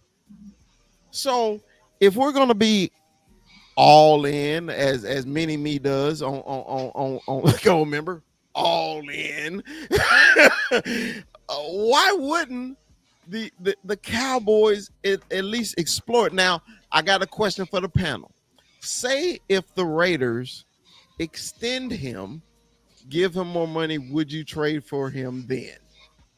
Well, hold on real quick. So he's going to be 44 next year. He's going to be 44 million against the cap, but the Raiders already ate some of that money, kicking the can down the road. So essentially, the Cowboys would have to pay $15 million next year for him, and then they could extend him. That's just the numbers. Okay. So just in case that happens, I mean, what do y'all think? I don't think that Davante Adams, the professional that he is, if this trade is coming, there's going to be talks of a contract before he even moves. You got to imagine that any team that's realistically going to be signing a guy like Davante Adams, if you're not talking about what's coming, then we're not really talking. Right. That's really that's the bottom line on that. And it's really how much do you want to. But I do want to say this though, because we do have this space against the cap. We have even more space against the cap next year. Is Davante Adams really expecting $30 million a year? No. Like, I don't know if he is. I don't know if he is. I can't speak for the man, but is he really expecting like top tier money? I'm not saying he'll be less than 25, maybe 28, but I don't think he's talking like 30, 35 like you're talking at the top of the league. Age has to come into question here. And if I'm willing to pay you 20, 28, 29, something like that, you work it in, make it like a 4-year deal, 3-year deal. I forget how old he is right now. He's 31. 31. 4-year deal. You could do a 4-year deal with him if he'd be willing to sign on something like that. You've already signed Dak, so you already have secured his future. He knows who he's dealing with for the next 4 Yep. years. Right. So you line all that up because you secure CD, you secure Dak, you secure Devontae Adams, and this is basically what you're running with as an offense, and then you fix the defense as the time comes because you still have room next season. Next season, before all of this goes down, it was at 90. I think obviously it's going to drop and do whatever it's going to do now, but it's still going to be a ton of cap space. So you can still make and do things later on down the line. But for what you're looking at right now, you cannot fix this defense with the moves that are available to make. If you add this piece to the offense, you're going to be looking at somebody said it. I forget who said it on fucking TV. You're looking at like the 2000s Colts. All offense, 30, 40 points a game. They're going to rely on that and hope that the defense comes in during the clutch. And that's it. That was Nick Wright said that. Nick Wright said, but listen, I don't think Jerry would pull the trigger with Devontae Adams just because the last time he pulled the trigger at a trade like this was for a wide receiver. Do you remember that? And his name was Roy Williams. Yeah. Your Roy Williams, not the good Roy Williams. Your Roy Williams. He's talking about Texas Roy Williams with All right, you're gonna say this, and it was one of the worst trades in Cowboy history. Not just because Roy was diminished goods at the time. It seemed, oh shit, we're gonna get Tony Romo with Roy Williams and T.O., but it put us in cap hell. And I don't think. And you're talking about how big Jerry's elbows are. That's why I'd rather say it's realistic to get Amari than to get Devontae, just for that simple fact that he's done this shit and he's done this before. How much less do you think Amari Cooper wants? Honestly, what are we looking at even for Amari Cooper? Because they are about and not only that, I want to go back to this Roy Williams shit. Are we really comparing Roy Williams to Devontae? No, we're talking about the situation. Those dudes aren't even in the same stratosphere. I was just fucking Stop with you. it. But we're talking about the business Just part. because, We're talking just about because the he's a business. Longhorn doesn't mean I'm not going to sit here and say that man got overpaid to come here. You know what? In Whatever, context, you say what you say. All right, talk, Mikey. Well, I was talking. You know what the context? I was talking. You crazy. You just zoned out. You just like literally I was talking at you, but you had to respond. Like you just had to. Couldn't let it go. But either way. You ain't see his latest TikTok? No shit. Yeah, my latest TikTok is fire, bro. God bless it. Legit. Damn God. But you can't bring up a guy like Roy Williams and put him in the same breath with Devontae Adams. Like I'm not gonna allow that to happen. Like you can make it as an example of a time that this front office fell on its face. Cool. I can understand that because that's basically what that was. But when it comes to Devontae Adams, this is not the same guy. This is not the same guy. This is a true professional right here. This man takes care. And I was just fucking with you when they make the Longhorn dig, bro. I'm talking about the situation when it happened, and that was the last time he made a maverick move to get a receiver like this, right? With the receiver that we had to fix our offense, and it bit us in the ass. It didn't work, and it put us in cap hell. The last time, but the second time he made that maverick move, it was Amari Cooper, and it worked out. Yeah, well, we just did this with Amari. That's not even the last one. Let's listen to 21. Let's get fucking Amari. And as much I fucking hate that motherfucker, I'll take him. Real quick though, I want to say something though.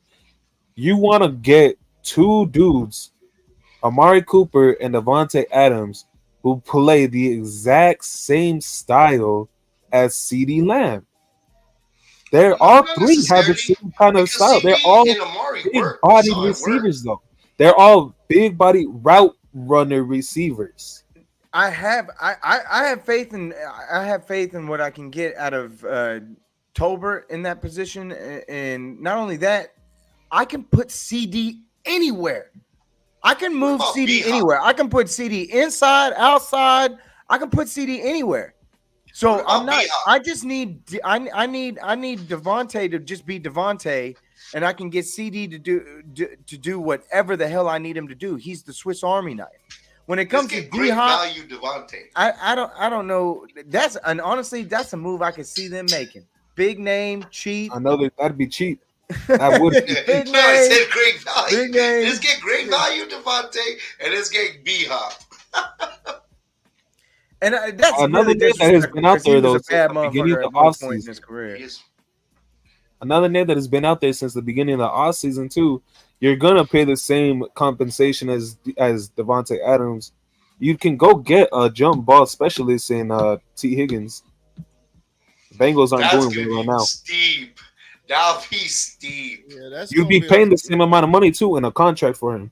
You think? I But think he's it may tagged. be more. He can't I go think it nowhere. may be more with him though. Even though I love him, oh my God, I would Oh, love him that on would our be- team. Shit, That would yeah. be dynamic. Shit, yeah. That would be dynamic. But I think, man, just because his age, it'll be more than Devontae or Cooper. But you know, doesn't he because- have an injury history? Like he does have a bit of a history. T. But Higgins, since he's tagged, he can't be traded, correct? I think his contract would look more like 28, 29 mil. That's where it should be just because of the injury history. That's where the Bengals were trying to get him at this offseason too. Right. Dude, the Bengals, I thought the Bengals was fucking up this offseason. I really did. I was like, man, you got two studs at wide receiver. Don't be like the Cowboys. Don't let your two studs, don't let one of them get away. Because now I think he's unhappy. He's just like, yeah, well, I'm just playing this string because I'm about to get big money next year. So I'm out of this joint. All right. So It's Tyler Boyd. they do. But it ain't a Bengal show. Fuck them. Hey, Anyway. but I like saying so anything else on y'all mind before we get to these picks? So we can get out of here. We almost at 2 hours. Anything else? All right. Nah. Well, let's go. All right, man. So hey guys, I'm sorry. I apologize last week. I am gonna fix this, bro. I'm sorry. When I got home, I was just so tired. I didn't get our picks from last week, but I will have everything on next week's show. All right. So on this Thursday, man, this is actually gonna be a good game, man. We got the Bucks and the ATL, and we'll go like it is set up on the screen. Mikey, you go first. I go Atlanta. Okay, 21. I'm taking the Bucks. All right, Kuiper. Bucks easily. Primetime Kirk is soft. Okay. Rue, who you got? I got the Bucks. I got ATL. They playing at home. We got the Jets who lost to the Broncos, and the undefeated Vikings. Mikey. Vikings. 21. Jets and Vikings. I'm taking the Vikings. Kuiper. Taking the Vikings, man. The defense is Yep. Rue. Bust out the broom. So who does that? Oh, the Vikings. Give me the Vikings. Okay. I'm sorry, I'm a little slow. That's not a way to touch. Everybody said Vikings. I'm just saying, sweep it up, man. Okay. I'm not. I'm going to Jets. I'm going Jets. Hey, All right. really? All right. All right, this is another good game. Ravens at the Bengals. We know one team need a win really bad. Mikey. Cincy. I got Cincy in this. Okay. 21. I'm taking the Ravens. Kuiper. I'm gonna go with the Bengals. Yeah. Okay. Rue. I got the Ravens. All right. I got the Bengals. Yeah. All right. Colts and Jags. I know this may be a broom. I'm I'm going. No, go ahead, Mikey. I'm sorry. Jacksonville. 21. I'm taking Jacksonville. Yee. Kuiper. Yeah, I'm gonna go with Jacksonville too. Rue.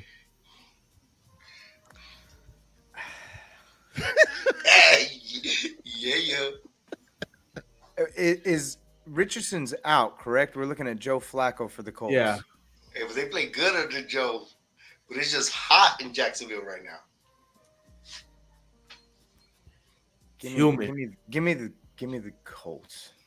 Okay, it's no broom. Give me the Jags. All right. Yes. Yeah, I was banking on the Heat too. That was the Yeah. only That's reason my I was job. picking them. All right. We got Dolphins and Pats. This may be boring. This may be a boring game, but who you got? 520. Pats. Okay, 21. I'm taking the Dolphins to bounce back. All right. Kuiper, I'm taking the Patriots. Rue. Give me the Pats at home. Give me the Pats also. Yeah, only don't even know the playbook, bro. Browns and Commanders. Go ahead, Mikey. Charmanders. All right, 21. I'll take the Redskins. Kuiper. Hey, aren't you native, Give me the bro? commies. He wants the commies. All right, Rue, who you got? Skins it is. Man, give me the fucking Brownies. Hey, he's gonna win that. All right, give me the all right, Bills and Texans. This should be a good game, man. A Diggs old team. Mikey, who you got? Josh Allen's gonna bounce back. Fuck CJ Stroud. All right, 21. I'm taking the Bills. Kuiper. I hate to say it too, but the Bills. All right. Rue, who you got?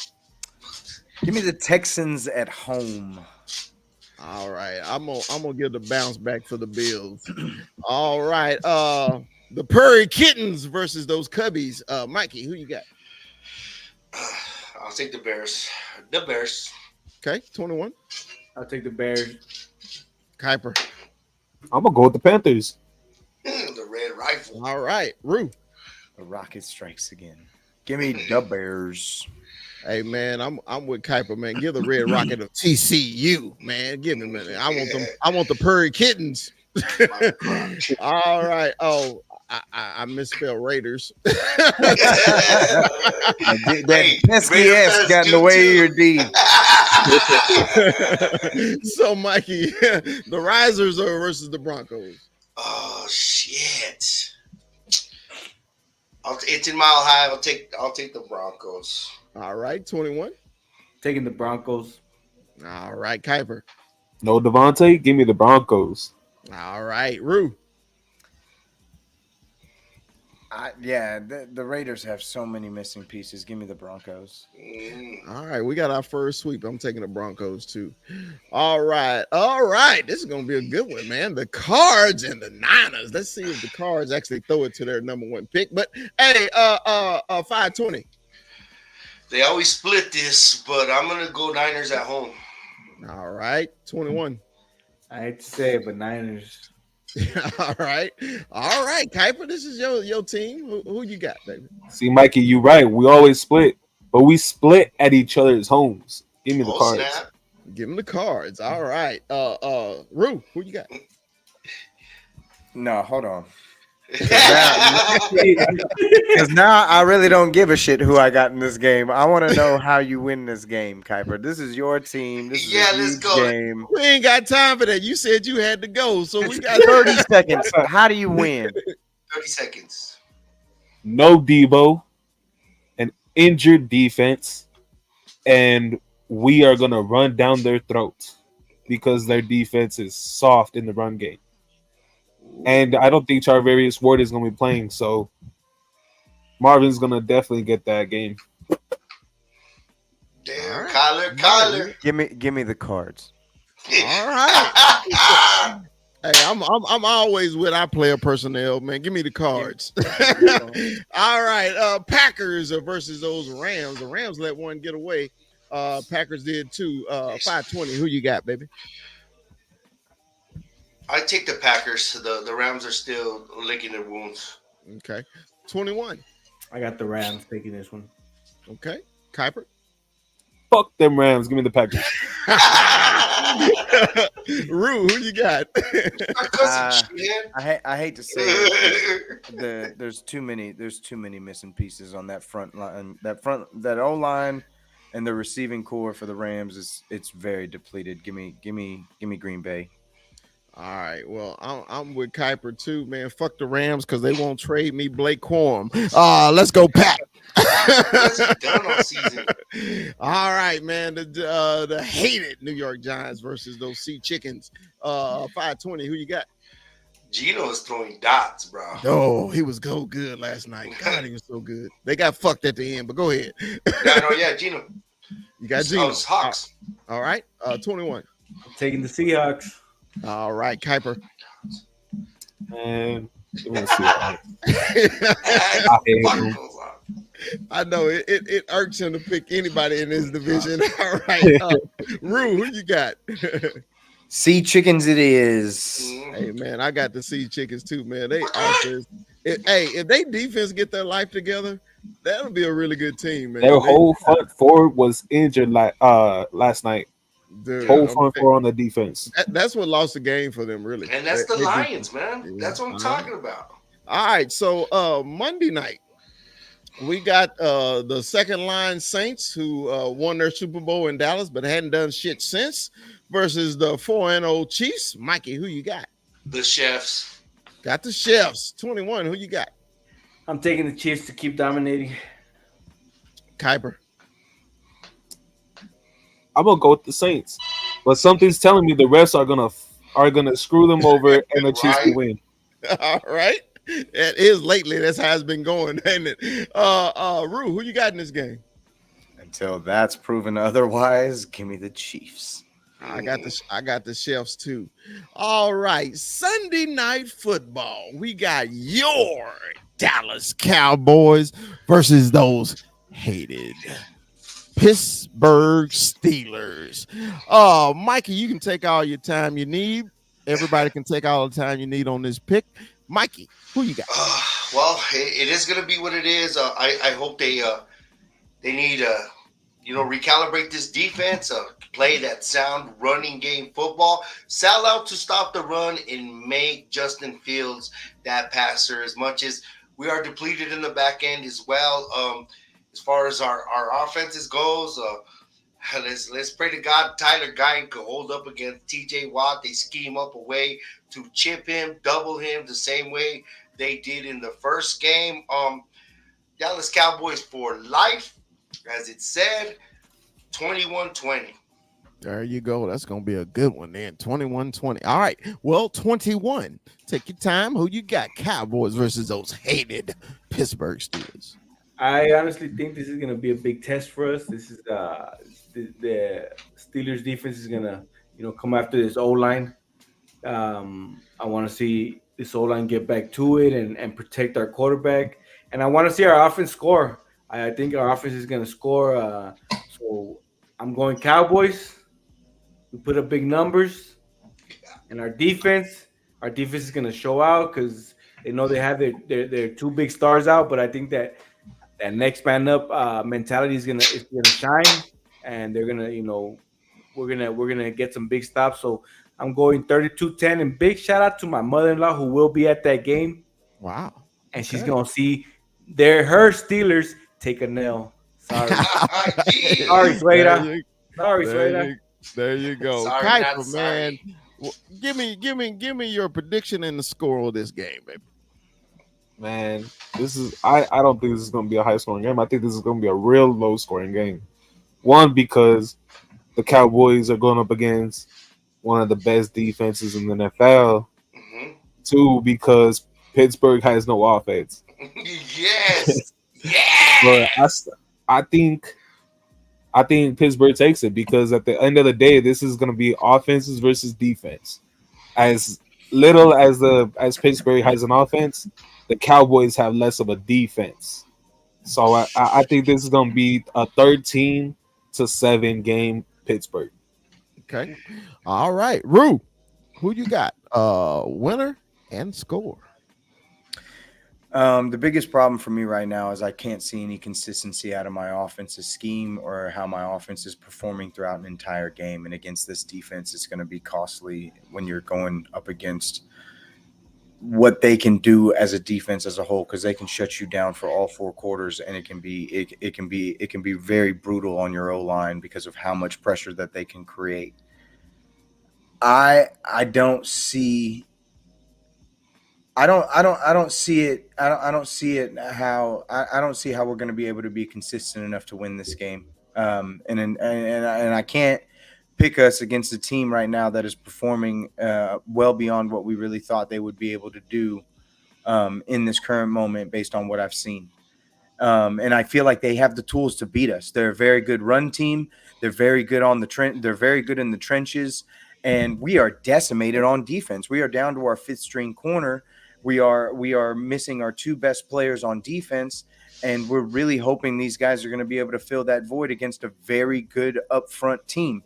And I don't see how you're going to be able to do that as inconsistent as our offense has played so far, mainly because of play calling and scheme. But at the end of the day, that's what we've been living with, and that's what we've been dying with. It comes in spurts, and it seems to disappear at the worst times. And the fact is, as much as y'all have been talking shit about Justin Fields, he's proved that he can kind of lead an offense and do what he needs to do to at least win games. And the fact is, that game against the Colts, they were down most of that game. He had to throw them back. He did end up doing that. They didn't win, but they still look like a very competent offense. With all that said, at the end of the day, for what I'm looking at right now, I think it will be low scoring, but I have a hard time imagining we're not at least getting a touchdown out of the game. And we can score from 60 yards plus and field goals. So I'm going 21-16 Cowboys. Pittsburgh. All right. Freudian slip right there, boy. All right. So this is my thoughts. Love to see these colors on the field. Both teams have major deficiencies to me on offense. The one key is that the Steelers always have one thing consistently every year. That's their defense. And they always find ways to win the fucking game, the ugly game. But I am a Dallas Cowboy for life. And the last time we was up in the Steel City, we put our steel boot in they steel ass. Okay? So, I don't trust Justin Fields. I trust Dak Prescott. We got the better quarterback. I think the Cowboys win this game. Cowboys 28, Steelers 10. All right, that's my prediction. So, man, we're coming to the end of the show. But man, we've had some losses this week, man. Some greats in the sports and acting and everything, man. And as the Cowboy Up podcast, I'm not speaking for everybody, but these are giants in our childhood. Okay, Pete Rose, Charlie Hustle, the Kimbe Mutombo, James Earl Jones, a Rue Hurdham, the voice of Michigan, and everybody's black father, that's John Amos from Good Times and also Players Club, Cleo McDowell. Y'all know him, man. Y'all know the iconic voice and his look, man. So at the Cowboy Up podcast, man, we send our condolences to all these famous people, man. It was just one of those weeks, wasn't it? It was just one of those weeks that the greats just went down. If y'all got anything to say, man, about that, man, y'all can, and we'll end our show, okay? Darth Vader, Yep. King Jaffe Juffer, Yep. No, Charlie Hustle, and you say one more bad thing about Lisa, and I'm gonna stick my foot up your royal ass. Rest in peace, John Amos, man. All right, man. So hey, man, that's our show, man. We went a solid 2 hours tonight, man. We did it. Appreciate it. Hey, the big fella will be in Chilliwack, British Columbia for the game, hanging out with the Canadian Can fan, simulcasting the game. So if y'all want to grab your phone and tune in to the Can fan and just see the big fella out there, we're gonna be talking football while football is going on. So I'll be in Chilliwack, British Columbia, up in Canada, repping those boys like I always do everywhere I go. Hey, I gotta tell you this quick story before we go. I got on my plane today, and the gate agent say, "Do you know what city you in?" I say, "Yeah, I know what city I am. I rep this blue everywhere I go. Fuck the Niners." I told her, fuck the Niners. So, hey, man, as always, man, as we always say on the Cowboy Up podcast, Dallas Cowboys for life. Puro Did pinche he say Cowboys. 1,000 cases of baby oil? Damn. Peace.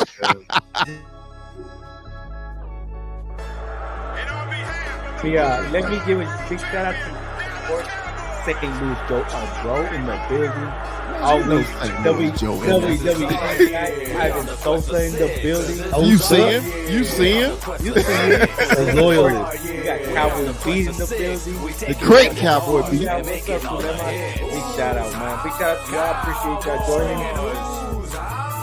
We only growing, guys. We only growing. It's gonna get bigger. I'm excited. Hey, did you see he got retrofit right in the introduction? I did it. Hey, man.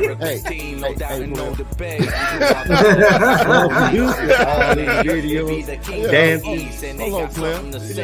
Sometimes I screw up, player. You know, but hey, man. Players fuck up. Hey, yeah, players fuck up. Yeah. First day of pass. Say, man, you know, we all play, man. It's just something about that first day. Ain't nothing like it. It is nothing like it, man. Because now to me, tomorrow tells the truth. Today was the truth, but tomorrow tells the truth. I'll tell you about I'm sick of this shit, man. I'm sick of this shit, man. You know, I know we all co-hosts, but you know, I like to have a little quick monologue before we get into a subject. You know, your ass always got to spread shit and eating wings and motherfucker sprinting. Calm down. Calm down, Mikey. Calm down, Mikey. What you sprinting right now? Yeah, we got a long show. We can go as long as you want to, man. So 21, what you got for Brock today, man? Pleasure to meet you, Brock. I appreciate the love on TikTok, man. Shout out to Brock, man. Welcome to the show. Hey, I got the hard hitting questions, so I got the controversial. You're to come out with that Whataburger in and out one, right? We kind of light, but big fella, I gotta hit him with Walter Cronkite stuff here. Okay. Drake or Kendrick?